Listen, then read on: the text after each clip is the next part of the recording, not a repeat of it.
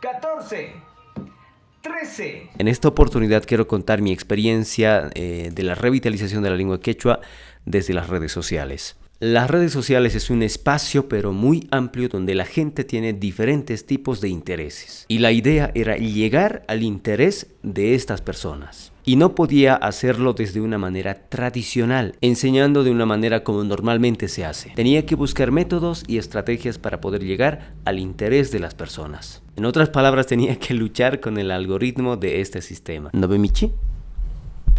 Y ahí es donde se me ocurre que la mejor manera de enseñar es a través de la música.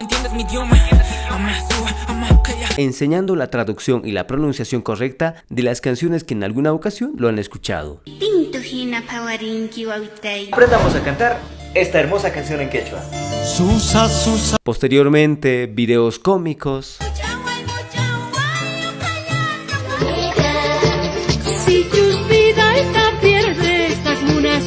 poesías en quechua, Uyarillaway, amaripuychu, kampi yuyaini, kanllata mask'ayki. algunas recomendaciones en quechua, Wasiykimanta lluqsispa, barbijuykita churakunayki tiyan. traducción de películas en quechua, Allimpunchay Virginio, ima ruwashanki kaypi.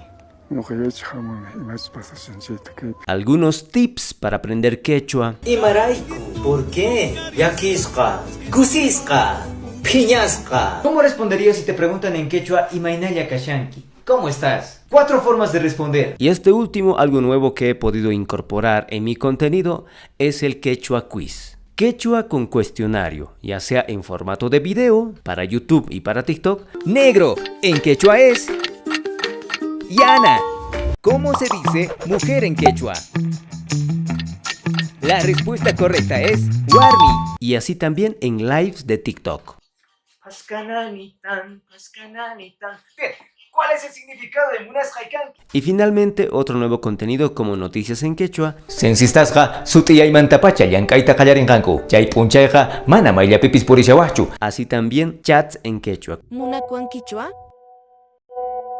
Yachawachus. Ñoqaqa anchatapuni munakuyki. Con el fin de que la gente también sepa la escritura. Chayllachakaman, huajutikaman.